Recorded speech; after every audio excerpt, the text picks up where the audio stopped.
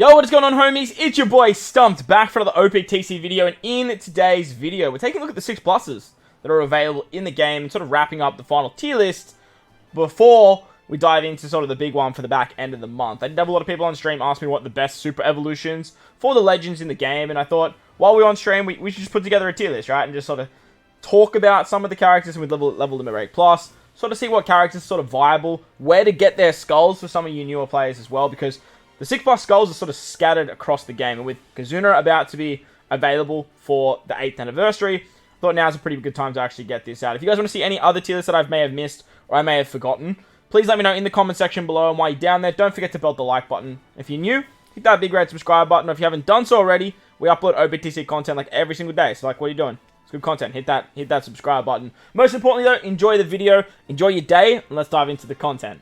So here we are. Big shout out to the stream that was actually involved with helping put in this tier list together.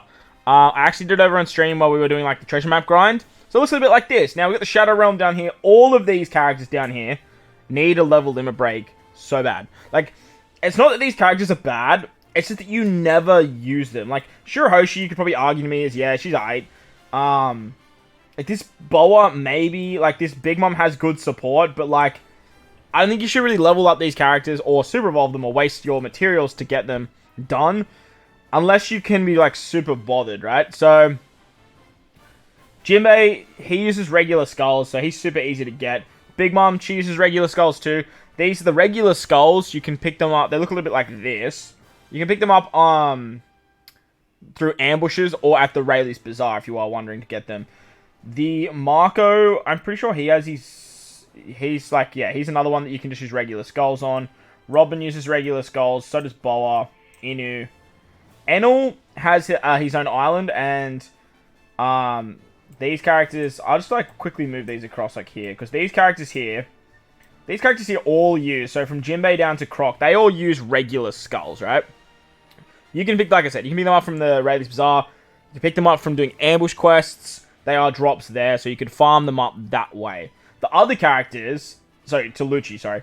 This Zoro, honestly, he needs to level limit break so badly. But his Super Evolution Skulls are available in the Kizuna shop, which, as I mentioned, Kizuna will be available, like, in, like, less than 12 hours. So, you can use your Kizuna Insignias to pick up some of the skulls. But, this Zoro, definitely not a character that I would pick up. Enel has his own island. I just wouldn't even bother about Enel. Same with Judge. The only reason I would do Judge is to actually pick up the skulls for the Germa kids, as well as the Sora support. So, you can do them, but these characters here are all just like, whatever. Into support tier now, from Lucci downwards. Now, Lucci, he's a bit of an exception, because he gets a new support when you do super evolve him. So, make sure to do Lucci, because he has a very good support. 1.5 color affinity to shooters on the final stage. As for the two Mihawks and Sanji, these guys have really good stats. 18% of the attack of Mihawk goes to Zoro characters, so that's a really good option. This Mihawk goes on all slashes, and Sanji can go on Nami's, I'm pretty sure, or maybe Luffy. Something like that, maybe Puddings. But he does like 18% of his attack as well, which is really high. From here down, all these characters' support don't change from like their base or their 6 plus. So you don't have to do them, but like this Luffy obviously has a limit break expansion, as well as a level limit break, which makes him like viable, but still like these characters, I just wouldn't even really worry about these characters unless you're sort of like towards the back end of being a intermediate moving on to an endgame player. As for PvP, these particular characters here are all really good in PvP. So like, if you're running the slasher team, I think the highest priority would be doing something like Dofi, and then doing something like Rayleigh. Rayleigh's really good for the Dex team. He's really good for the Free Spirit team. The rest of these characters though, or this Kazar actually, he's really, really good for the slashers as well. The rest of these characters are kind of just like filler characters on particular teams, but they could be the character that you need to round out your team. So the Fujis, as well as Beej, really good for the int-driven team.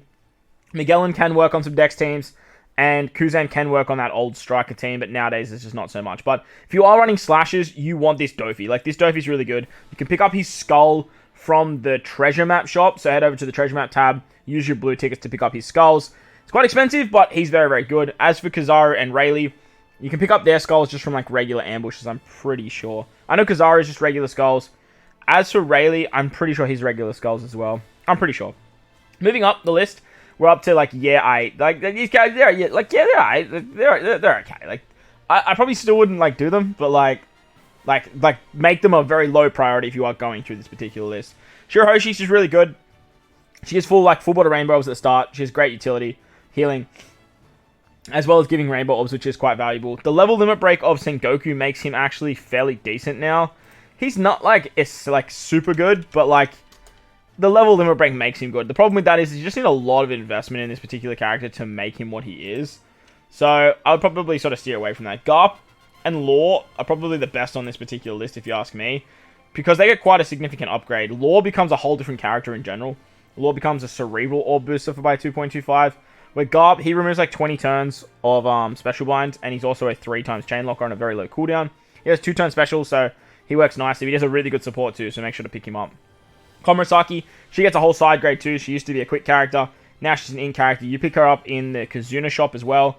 Same with Blackbeard. He's another Kizuna character. He did get a fairly decent upgrade, but his captain ability is still very low. He's still finicky to team build for. And he's special.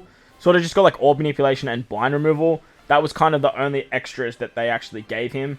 So it's up to you, if you want to do Blackbeard. But again, this should be the back end of your priority. Nami's actually a pretty good sub. She removes paralysis in her Sailor, which is quite nice. She has her own island, though, so getting her skulls can be a little bit finicky, so just be mindful of that. Akanu's pretty good. Honestly, if you're running hybrid strength teams, V1 Akanu still has viability. He's actually pretty decent. But nowadays, you're just mainly using him for his support. V1 Ace and V1 Whitebeard, these guys got their level limit break expansion, which actually makes them pretty good.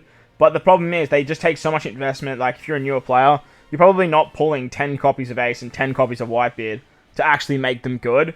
Because, these characters are very hard to pull for newer players. For old players, it just have them stockpiled, everyone's got them. But for new players, these characters can be a little bit tricky. As for Jinbe, I'm going to do Jinbe up into, yeah, good, thanks. Jinbe, I use him quite a lot. He's immune to special reverse. He has damage reduction, defense up removal. He does damage. He's an in character, so you can use Halloween Law support. He's actually pretty good. And I'm pretty sure he just used regular skulls. So all these characters here use regular skulls, except for Nami with her own island. Blackbeard and Kamasaki are in the Kizuna shop. And yeah, so let's move up to good thanks now. Jinbe uses his own skulls.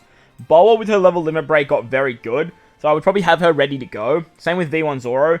V1 Zoro is really good for Grand Voyage, so if you are struggling with that, you probably really want to look at having him ready. And then Buggy. Buggy's really good. Not only for his level limit break, but just for duping drops. He's an actually exceptional character. Again, all these characters just use regular skulls, so you can pick them up again through the ambush or the Rayleigh's Bazaar. On to Frankie now. Frankie has his own island, so you have to pick up the skulls from the Frankie island. Same with actually, now that I'm thinking about it, I think these guys are Kizuna. The Frankie has his own island, so you have to pick him up through that specific quest. He's pretty good because he can get around the damage limiter with his general Frankie effect. So you can niche some stuff there, but for some of the newer players, you're probably not going to be using that strat with not an established box. But Lucy, V1 Lucy, very, very good. Gets a whole side grade, becomes a free spirit character, which is a massive buff. Becomes a quick character. Obviously, it is Sabo, but it was Lucy, the strength Lucy. You get his skulls from, I think it's just regular skulls. He takes a red and a blue one, so. Whitebeard, V2 Whitebeard, is it V2 Whitebeard or V3? Oh, we call him Quickbeard. Quickbeard, his Super Evolution's good, but he doesn't do the damage anymore, which can be a hindrance, because then you can't use this Ace support anymore. But he's still very good. He has a great support, great Powerhouse Striker Captain, which are both very good classes with the release of the new Kaido. So you can do some hybrid shenanigans if you're struggling there. Problem is he's a low HP Captain, so that sort of sucks a little bit. As for these two units here, I'm actually going to move you up, because I use you quite a bit. Not as much as I used to, but you're still really good. As for Brook, he's kind of yeah, good thanks. He just sort of got better multipliers. His special got a little bit of an upgrade. He's just still based around that whole revive mechanic. And you do pick up his skulls from the Kizuna shop as well. Looking at the amazing tier now, this is where I would start prioritizing. Obviously, prioritize gold tier, but this is where I would start prioritizing if you have some of these characters. Cracker gives you a full body orbs through block orbs as long as your captain is one of the primary and the secondary classes. He's a color affinity booster. He's a chain booster. He does damage now with his super evolution. You pick him up in the Kizuna shop, by the way. He does damage now, so he has a lot of access to some very good supports, namely stuff like Smoker. Legend Smoker being a 1.75 times attack boost to quick units, as well as using Daifuku if you got lucky on some support tickets here and there. V1 Shanks, my boy. V1 Shanks' super evolution makes him so good, especially with level limit break. But again, if you're a newer player, he is definitely at the back end of this list. I'm probably being a little bit biased here, putting him so high, but I love this unit. I got so hyped when I pulled this unit when I first started playing, and he's still very, very good in my eyes. Well, he's now very, very good with his level limit break with his new special ability. So, if you have a bunch of copies of Shanks, feed them in because he's very, very good. As for V1 Katakuri, gets a whole different side grade. He has his own skulls in his own island. I actually need to go redo this island, so you probably see some content on that in a little bit. But, very good side grade. He does the delay mechanic that's built into how much damage you do, and then he gives like a conditional, and he's really, really good. He's a really good Super Evolution. I'd pick him up, but he's just a bit finicky to play with his low multipliers nowadays. Nami's like really, really good. Honestly, I was tempted to put Nami in God tier, but like this God tier is just like sort of overflowing. Nami can be a color affinity booster if you have 4 of the same type. She sets defense to 0, she heals, she gives you a 2x conditional boost. She's got a really good captain ability too, so she's available in the Kizuna shop, so pick her up there. Same with the Sabo, the Pudding, and the Dofi. All of these characters actually from here onwards are all found in the Kizuna shop. But Sabo, now, he gets a whole side grade as well. He's a fighter shooter that used to be an orb boost and a chain locker, but with his super evolution becomes an attack boost and a chain boost. So having 2 of these Sabos works out quite nicely. He also gives a burn, the ignite mechanic, which does like certain amount of damage depending on the enemy's attack at the end of the turn. So it is like a preemptive to start the turn, so you do take a shot. But it does work nicely for stuff like Worst Generation and getting around stuff like the damage limiter is its main use. Pudding, I really like Pudding. Pudding gets a lot of slack, but I think Pudding's so high because of how good Pudding is as a character. She has the ability to stockpile a special, which is actually really, really valuable because it gets around interrupts. She rotates block orbs, she gives cooldowns. With her Super Evolution, she removes 2 turns of Bind and 2 turns of Despair. I really wish it was 3, don't get me wrong, but nevertheless, the addition of it is still good. It's just not great. As for V2 Dofi actually got a pretty big buff. He does like an overkill damage mechanic. 2 times the damage in overkill that you did on the previous turn. Dofi will then do on the next turn. But unfortunately, normal attacks only and a red Haki still cuck this guy. The beautiful thing about his super evolution though, is if there is normal attacks only, he becomes a 2.5 times attack boost to driven characters. He's a very good driven captain as well, especially with his limit break expansion. He's very strong.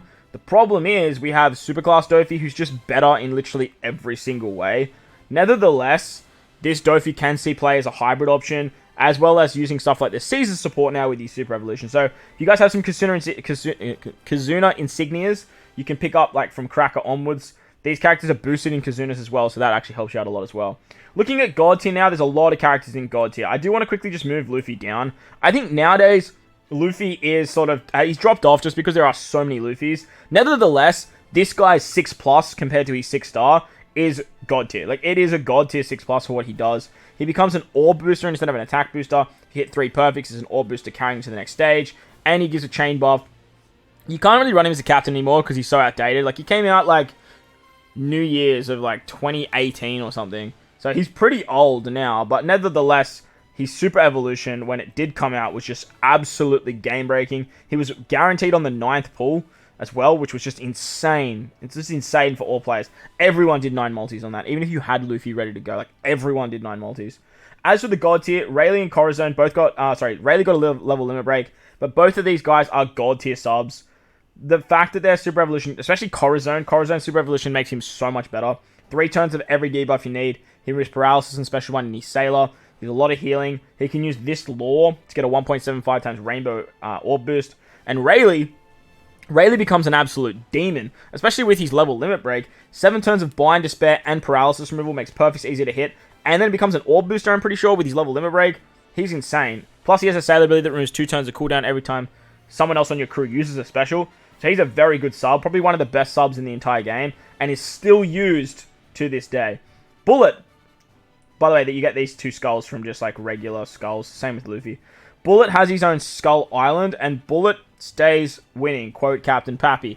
Bullet is a fighter-driven character and has rainbow damage, so he's super effective against all types at a 4.75 multiplier to himself. He boosts strength, quick, and int characters by 4 times, but his hybrid capabilities is what's keeping him so high on this list.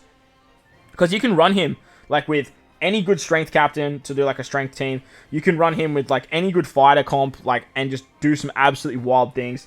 Bullet stays winning. He has a crappy special, but nevertheless, he's still so good because his captain ability is crazy. Joma, with their 6+, you pick up their skulls from Kizuna as well.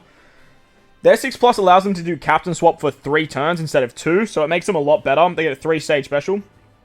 Makes them way better in Rumble as well.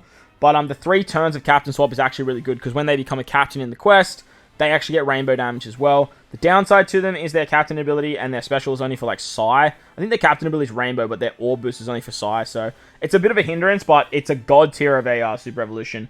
Carrot though. Carrot is my pick of the best Super Evolution in the game. She's like, if there was another tier, Carrot would be here. She get her skulls through Kizuna as well. And she becomes captain for 3 turns as well. But the upside to her Super Evolution is with her 6-star, you need 2 classes being like Fighter, Slasher, Striker, Shooter, Cerebral, I'm pretty sure. But with her Super Evolution, you just need to have one of them, and then you get her full buff. With her as captain, you ignore all defensive effects. You can't get defensive effects, but it's like Blackbeard on absolute crack. Her team building for her becomes so much easier. Her as a sub becomes so much better. Because she gets a lower cooldown, she gets 3 turns as captain, which allows you to go through stuff like damage reduction and barriers. She's so good. Like, she's so good. Plus, she gives cooldowns, so she's great for speed farming teams. Unfortunately for me, she's kind of been power crept by Cat Wonder, the treasure map legend. But nevertheless, in my eyes, this is still the best 6-star plus in the game. Jack, XP farming captain, not a lot of people would have the new Marco, so I do understand why Jack is still so good. His Super Evolution gives him like an extra 0.5 to his captain multiplier and a 3 times chain lock, making his special a little bit more viable. So if you're farming XP, make sure to farm out Jack. Again, pick up his skulls in the Kizuna. All these characters are all Kizuna skulls, by the way. Yamato. Yamato's an interesting one, because Yamato 6-star and 6+ are both very different. Now, ideally, you'd probably say Yamato's the best 6+, let's be real, because Yamato's such a good character. But the thing is, like, Yamato's 6-star is still really, really good. That's why I think Carrots is better. Yamato 6+ turns her into a Psy character instead of an Int character. It makes her free spirit, not driven. And then her kit is just a little bit different. Nevertheless, you want to pick up a bunch of these skulls. And if you did have a bunch of the skulls from the Rayleigh Bazaar early on and you can just chop and change between, you're going to be in good stead. But she's available right now on the banners. So hopefully you guys picked up a second one. So that way you don't have to chop and change here and there and waste those Kizuna insignias.